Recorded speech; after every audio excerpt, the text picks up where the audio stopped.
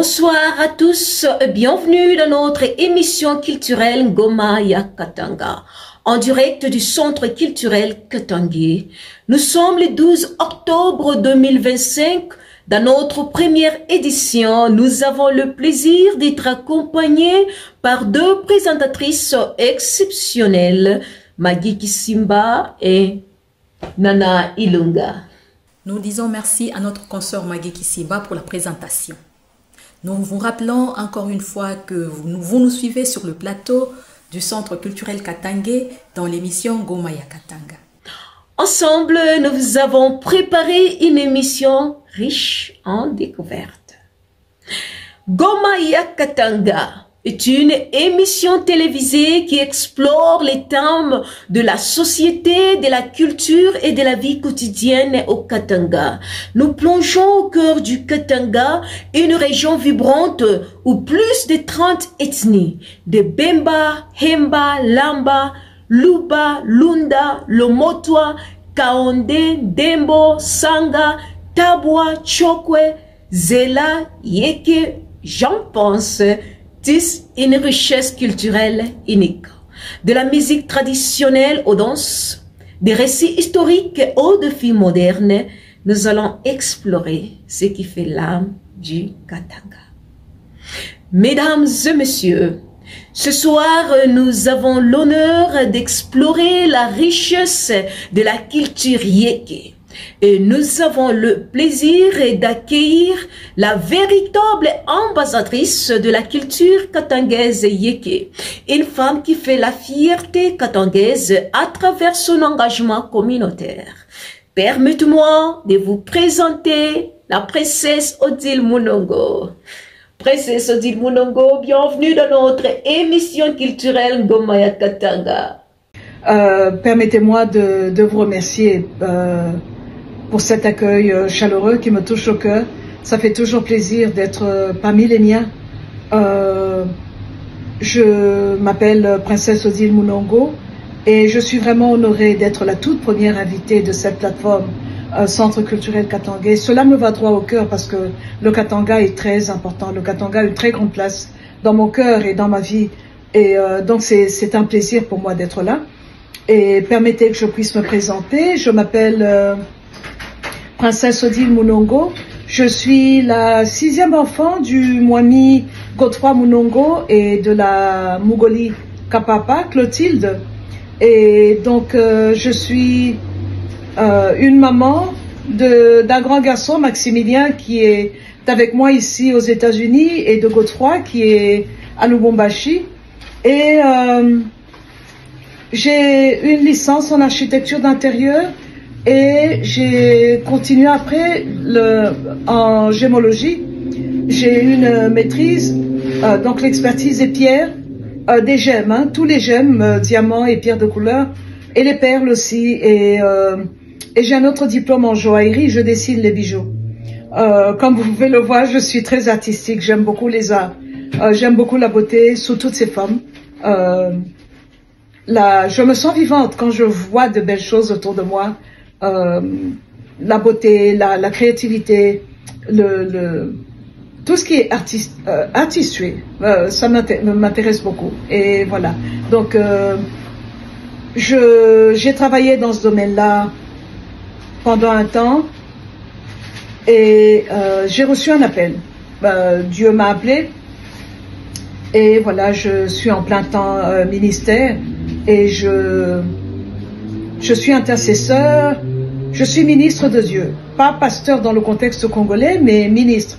Donc, je sers Dieu à plein temps. C'est ce que je fais et voilà, c'est ça ma carrière. Merci beaucoup. Merci d'avoir accepté notre invitation où nous allons parler de l'histoire des Bayeke. Princesse, les Bayeke, qui sont-ils et quel était son rôle dans l'histoire du Katanga? Princesse, tukonami fuata. Tunatafuta utuambie ko Bayeke ni banani na rôle kani barijouer mu histoire ya Katanga. Ba téléspectateurs pa les potebeko mu monde mujima beko natufuata banatafuta tu expliquer ko Bayeke ni banani na rôle kanibari joué Mukatanga. Princesse, vous avez la parole.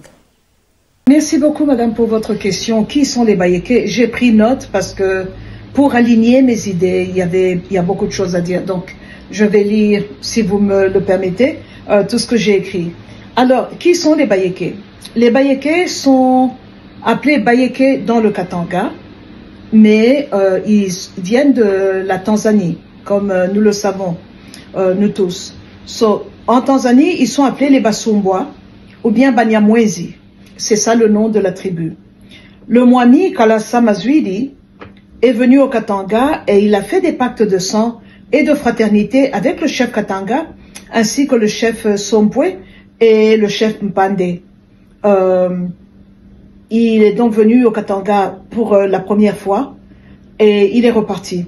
Alors des années après, son fils Ngelengwa, comme il était appelé, est venu au Katanga et que je fasse une parenthèse ici, il y a 4-5 jours, j'ai eu le plaisir de collaborer avec ma grande sœur, la princesse Claude Munongo, et mon frère, le prince Patrick Kalenga Munongo. On a collaboré, on a fait une mini-série de 3 épisodes en anglais, 3 épisodes en français, qui expliquaient qui était le Mwami Musiri. Et donc, pour ceux qui se posent la question, qui veulent savoir qui était le Mwami Musiri, d'où est-ce qu'il est venu, nous donnons toutes ces informations-là dans le premier épisode qui explique où est-ce qu'il est né, le nom du village et comment il est arrivé dans le Katanga. Donc je vais vous référer, pour ceux qui veulent savoir, je vais vous référer à ce documentaire-là. Il est sur tous les réseaux, YouTube, kingmusiri.com, entre autres, et sur TikTok aussi. Et donc, c'est comme ça que notre arrière-grand-père, Musiri donc, est venu au Katanga, et quand il est venu, il est allé voir ses pères. Par ses pères, je veux dire, ces rois qui avaient fait le pacte de sang avec son père biologique, le Mwami Mazwili. Il est allé les voir, et ils étaient un convoi, une caravane, comme on appelait dans le temps, qui avait plus d'hommes que de femmes. Pour beaucoup de raisons évidentes. La longueur du trajet, entre autres. Et quand ils sont arrivés dans le Katanga, ils se sont mariés aux femmes locales, si je peux utiliser ce mot-là. Et c'est comme ça que nos pères sont des Bayékés et nos mamans sont des femmes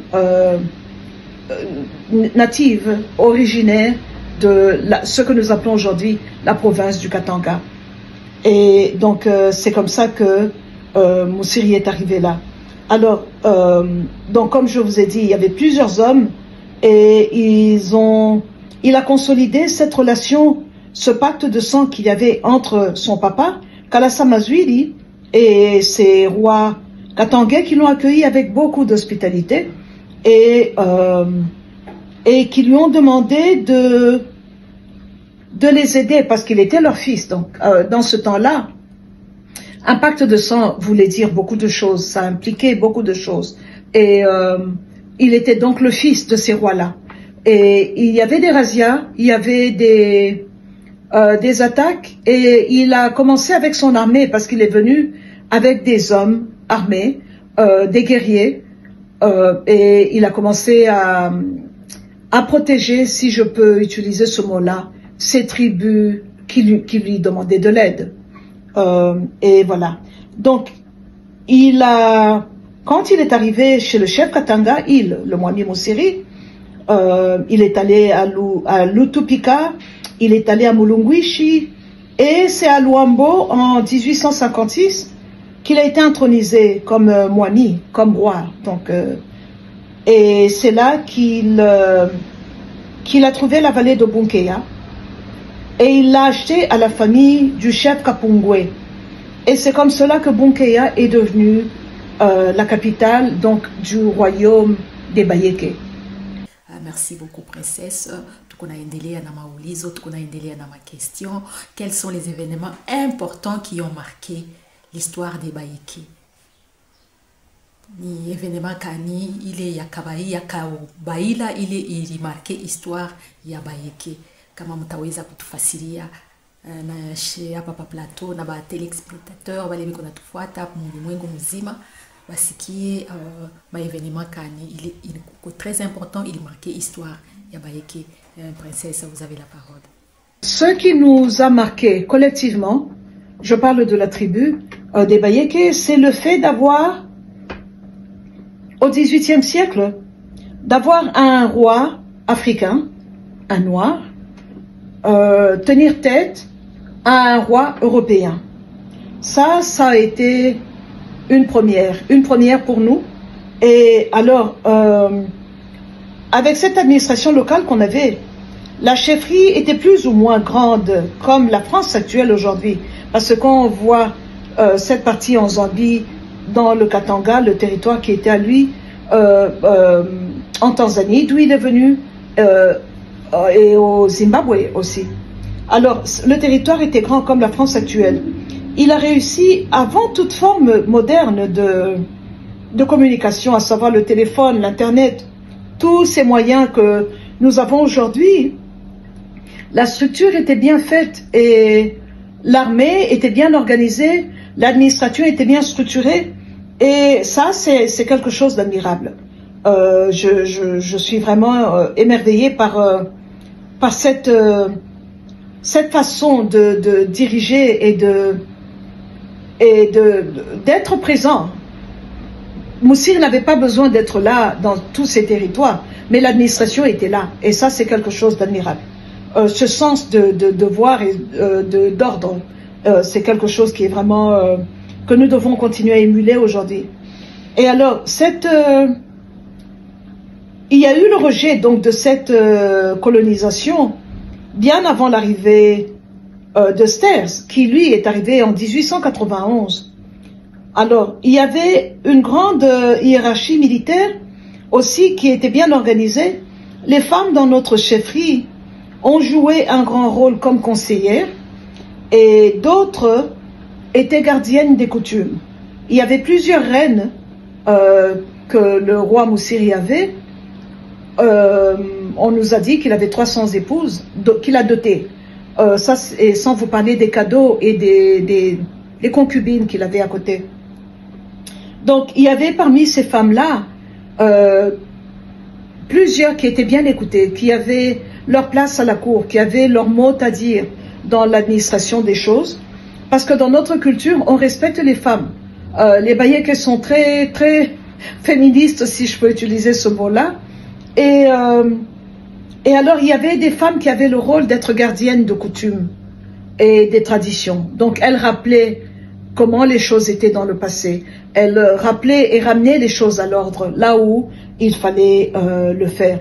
Et donc, c'est comme ça que ces femmes étaient respectées et elles avaient le droit d'être propriétaires de terre, elles avaient le droit d'être propriétaires de biens. Le fait d'être une femme ne voulait pas dire que c'était une faiblesse. Non, il y avait ce respect-là. Et nous le voyons jusqu'à aujourd'hui. C'est très important de noter que la femme est respectée dans la société des Bayèques. Ça, c'est quelque chose que j'apprécie beaucoup, pour des raisons évidentes, évidemment. Nous sommes très ravis de vous avoir avec nous ce soir. Sans plus tarder, j'ai une autre question pour vous. Quel est l'état actuel des Bayèques? Merci beaucoup pour votre question. Avec le démembrement du Katanga, en 4 provinces, nous avons des Bayèques dans 3 des 4 provinces, à savoir le Haut-Katanga, le Lualaba et le Haut-Lomami aussi.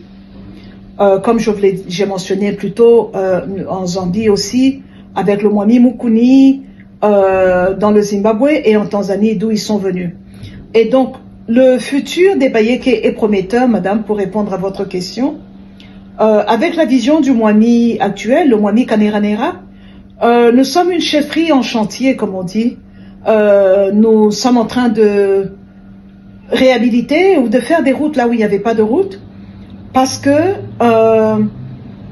il est très important d'avoir des moyens, des voies pour écouler les produits. Il faut écouler les produits, parce que l'agriculture est un grand aspect de nos vies. Nous cultivons beaucoup. Alors, avec cela, donc, il y a beaucoup de routes de construction de chantiers, et cela est grâce aux redevances minières. il y a la construction de l'université qui a été créée grâce aux redevances minières. En gros, nous voulons éviter l'exode rural et nous avons besoin que tout homme et femme qui ont le potentiel, qui est en fait le potentiel humain du royaume, qu'ils puissent rester là parce que c'est ça notre grande ressource, le potentiel humain. Alors la vision est globale, elle inclut la population, donc la santé, l'infrastructure et les routes. Et par la santé, cela nous permet aussi d'écouler les produits et désenclaver les villages. Et alors Bunkeya, par exemple, était l'un des premiers villages à avoir une antenne cellulaire. Et il y avait certains endroits clés qui ont le Wi-Fi, comme à l'université, par exemple, au bureau du Mwami. Et alors cela, nous voulons diminuer l'exode rural parce qu'il est important de garder les gens chez eux au lieu de les laisser aller en ville.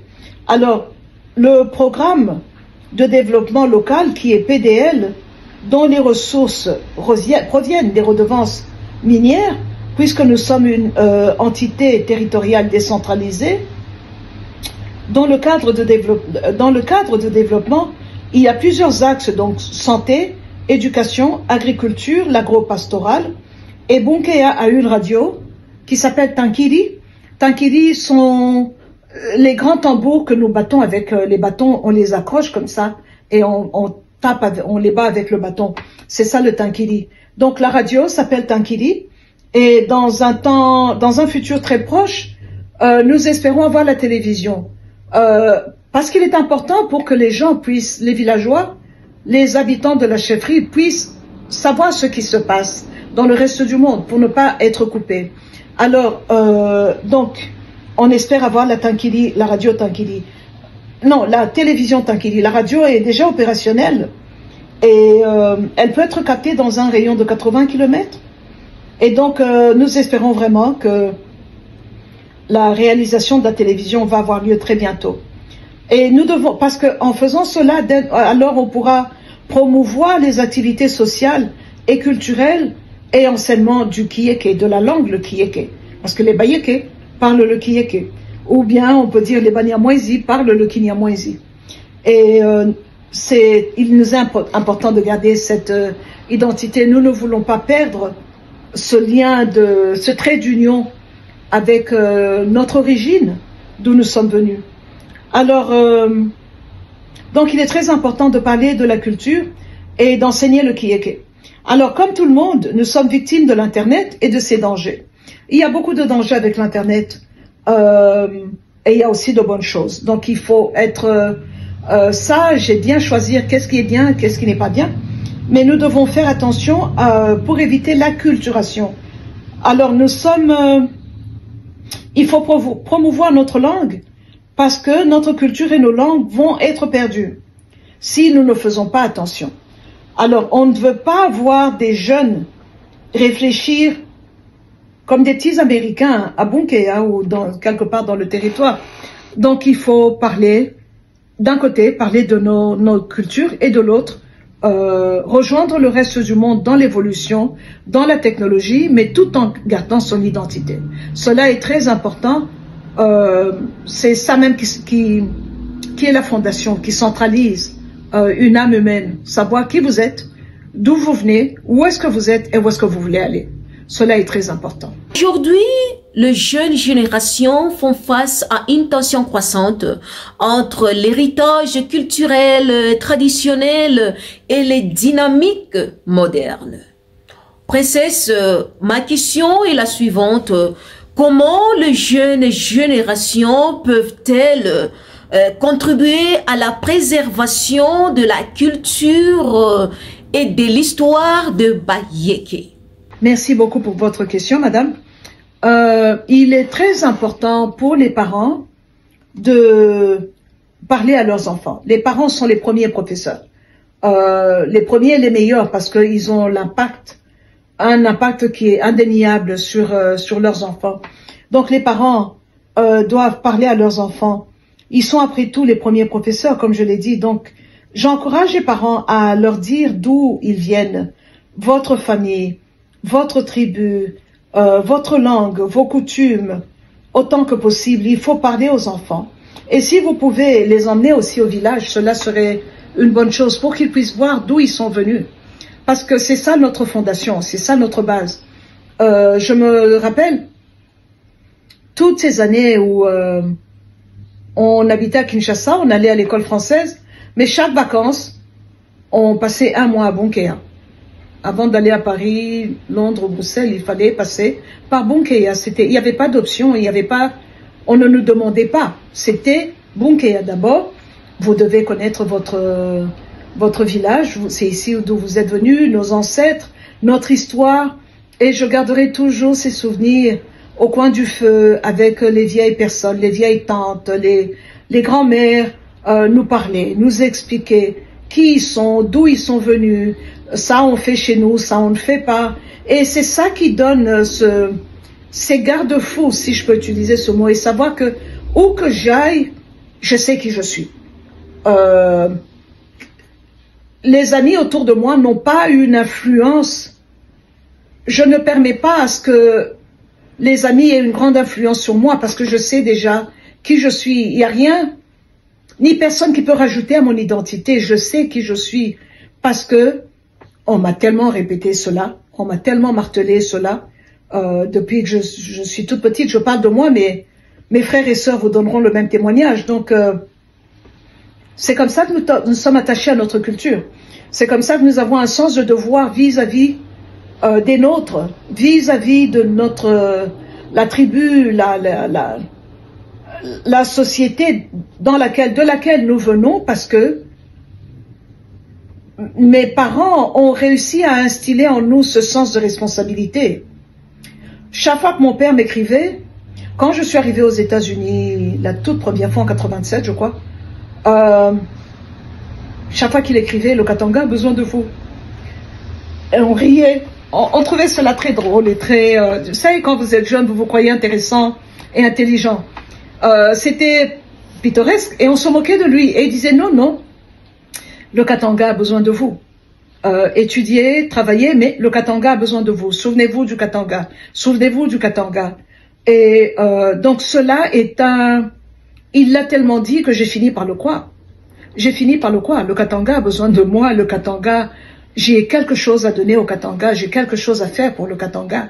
Parce que c'est ma terre. Parce que je suis venue de là. Je suis responsable du Katanga et le Katanga me le rendra aussi. Parce que il y a cette synergie entre la terre et les habitants de cette terre-là. Je le dirai à qui veut m'entendre.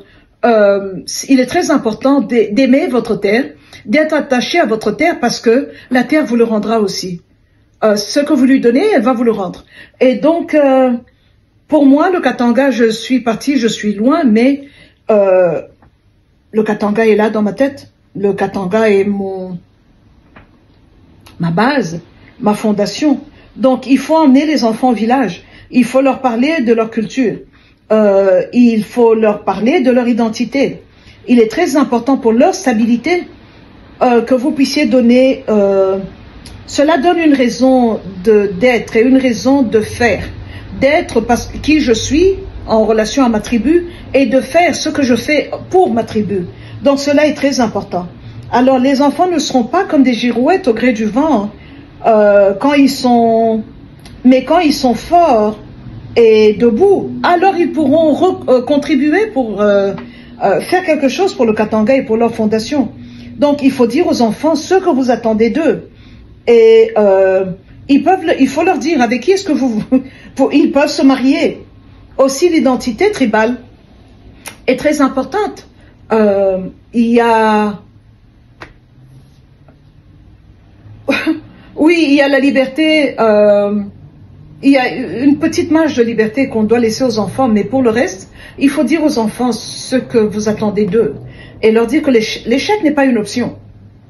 L'échec n'est pas une option.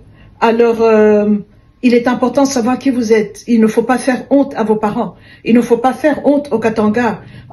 Tout ça est très important. Il faut leur dire que vous attendez de grandes choses d'eux. Il faut parler dans vos enfants. Il faut les bâtir de l'intérieur, de l'extérieur vers l'intérieur et faire une fondation qui sera solide. Les gens viendront et partiront. Les systèmes viendront et partiront. Mais votre identité, qui êtes-vous? Je suis Katangais. Cela ne change pas. Cela n'est pas négociable. C'est ça mon identité. Que je sois à Tombouctou ou ici en Californie, je suis katangaise. Et c'est ça, moi, c'est ça ce que je suis katangaise. Et rien ne pourra changer cela. Rien ne pourra me secouer. Je suis stable dans mon identité.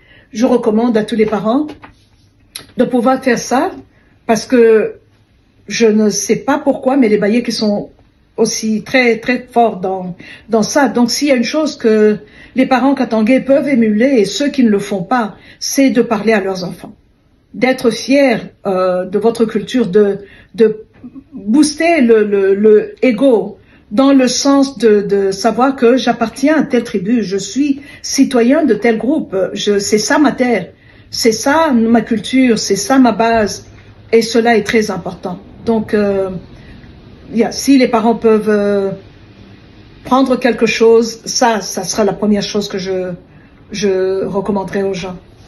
Ma dernière question à notre invitée, la princesse Yeke Odile Munongo. Quelle tradition ou pratique culturelle Yeke mérite d'être partagée dans notre région? Je vais marteler une fois de plus l'identité, l'amour de votre tribu et votre façon de faire, donc les us et les coutumes. Cela est très important parce que je sais que nous avons beaucoup de tribus dans le Katanga, dans toute la province du Katanga, excusez-moi, et nous devons donc parler, on a tous des chansons de deuil, des chansons de fête, des chansons de mariage, des chansons pour louer le Créateur. Et donc, il faut les apprendre à nos enfants. Il faut les apprendre à nos enfants et c'est comme ça qu'ils vont pouvoir s'identifier à quelque chose. Ils vont reconnaître les chants, ils vont connaître les langues. Et il y a le Mwami Kitanika, Mabumba, le deuxième successeur du Mwami Musiri, qui a beaucoup écrit. Il a beaucoup écrit, je l'admire beaucoup. Il a écrit des livres de lois, de coutumes, de nos us et coutumes et des chansons aussi. Et le Mwami Antoine Munongo est retourné en Tanzanie d'où ses pères étaient venus et il a transcrit toutes les chansons en Kieke que nous chantons. Il a publié un livre, je crois c'est avec les éditions Grévis de l'époque. Il y a un côté des paroles en Kieke, de l'autre la traduction en français. Et il a collaboré avec Monsieur Joseph Kiwele, qui a écrit le solfège. Et ça, c'est formidable parce que les chansons sont là. On peut les lire, un musicien peut très bien les lire et les interpréter et on peut comprendre de quoi il s'agit. Alors ça nous facilite la tâche à nous, les jeunes, les baïèques de cette génération, de pouvoir savoir qu'est-ce qu'on est en train de dire dans les chansons, qu'est-ce qu'on est en train de chanter. Et cela nous donne cette identité de savoir que c'est de ça que les parents parlaient. Quand ils allaient à la guerre et qu'ils revenaient, il y avait des chansons qui étaient composées. Et ça, toutes les tribus ont ça. Des chansons pour louer, pour les deuils, comment on pleure, comment on se réjouit pour le mariage. Tout ça est lié à notre identité parce que notre identité est orale. Oui, on commence à l'écrire maintenant ou à faire même des vidéos digitales et on est en train de digitaliser nos archives, mais la voix orale est la meilleure. Donc il faut parler aux enfants. Il faut parler aux enfants et donc c'est crucial. Ils doivent savoir d'où ils viennent, comment nous sommes arrivés ici et où est-ce que nous allons. Et par-dessus tout leur parler de Dieu. Dieu le Créateur, parce que toutes les tribus du Katanga, je fais beaucoup de recherches, ont toutes des noms pour louer ce Dieu-là, ce Créateur-là. Et il a même plusieurs noms, pas seulement un seul. Il en a plusieurs. Donc, il est très important d'apprendre aux enfants la crainte de Dieu parce que c'est lui qui a créé la tribu après tout. Donc, on ne peut pas avoir l'un sans l'autre. Donc, il faut rendre grâce à Dieu, il faut louer Dieu. Je vous ai dit plus tôt que j'étais ministre de Dieu, donc je ne peux pas finir sans vous donner un verset biblique. Je vais vous le donner, mais nous devons donc nous aimer entre nous, faire attention à toutes ces voix discordantes qui deviennent de plus en plus nombreuses, qui sont comme des tonneaux vides, qui parlent pour ne rien dire, qui veulent rééditer l'histoire, qui veulent changer le cours de l'histoire, qui veulent voir leur désir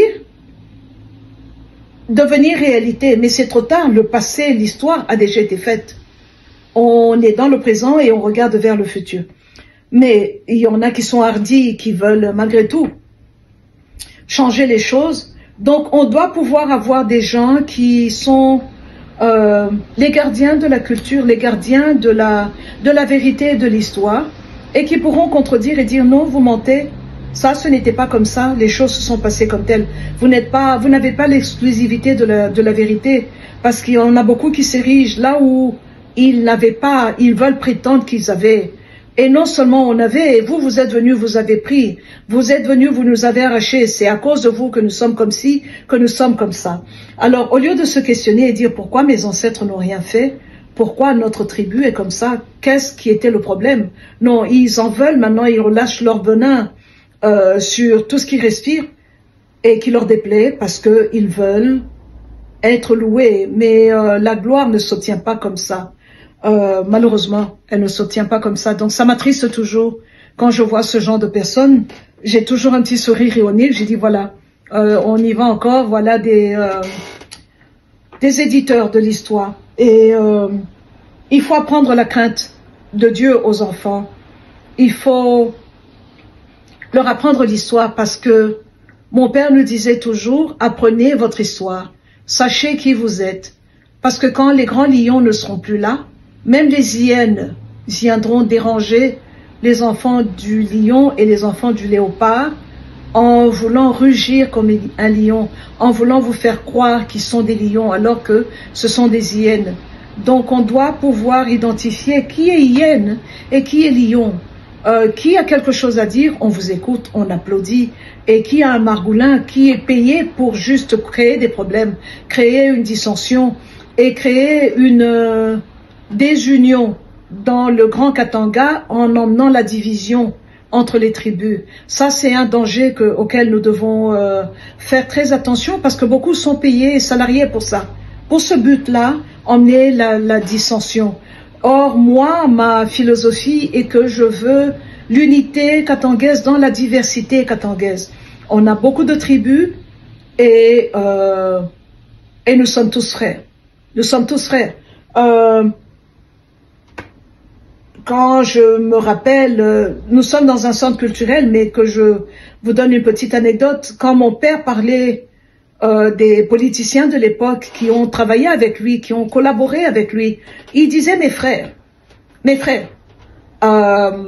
Et il fallait lui demander, il était de quelle tribu, pour savoir d'où ces papas-là étaient. Pour nous, c'était papa.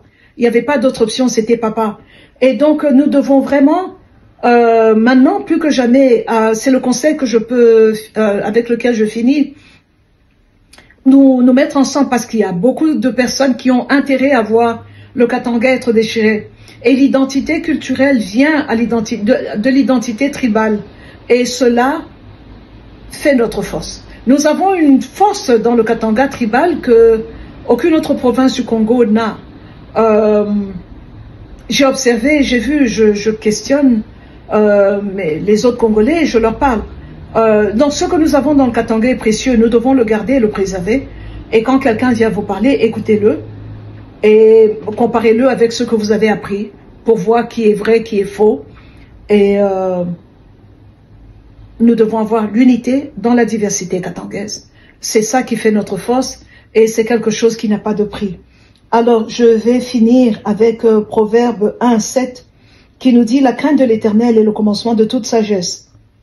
Et le psaume 25, 12 nous dit, « Quel est l'homme qui craint l'Éternel? L'Éternel lui montre la voie qu'il doit choisir. » L'Éternel lui montre la voie qu'il doit choisir. Alors, nous savons d'où nous venons. Nous savons où est-ce que nous sommes, là maintenant. Et c'est l'Éternel qui doit nous montrer où est-ce que nous sommes en train d'aller, où est-ce que nous devons aller. Et ce n'est qu'en cheminant avec lui que nous allons pouvoir y arriver. Et cela me tient beaucoup à cœur. Je recommanderais à tous les Katangais de prier pour votre famille, votre tribu, et prier pour le Katanga. Cela est très important parce qu'il y a un Dieu qui existe, il y a un Dieu qui écoute les prières. C'est comme ça que je prie. Mes prières sont pour le Katanga, mais mon espérance, mon amour. Vous voyez, dès que je parle Katanga, ça m'émeut, mais on est à un moment crucial et nous devons pouvoir savoir où est-ce que nous sommes en train d'aller et comment est-ce que nous allons arriver à cet endroit-là. Voilà, merci beaucoup au Centre culturel Katangais de m'avoir accueilli aujourd'hui. Je sais que c'est pas la dernière fois, on se reverra encore. Parce qu'il y a beaucoup de choses à dire. Merci beaucoup. Que Dieu le bénisse, ce Katanga. Que Dieu nous bénisse. Et voilà, c'est tout pour aujourd'hui. Merci à tous d'avoir partagé cette belle aventure culturelle avec nous ce soir. Un grand merci à notre invitée princesse Odile Munongo pour son intervention riche. Merci également à notre formidable équipe en coulisses, Jérémy Dominique Bissibo, notre directeur de programme Teddy Kioni Kabayo. Bien sûr, un grand merci à vous, notre public, pour votre attention. Rejoignez-nous la semaine prochaine pour explorer la mosaïque culturelle du Katanga. Continuez à célébrer ce qui nous unit. Bye bye.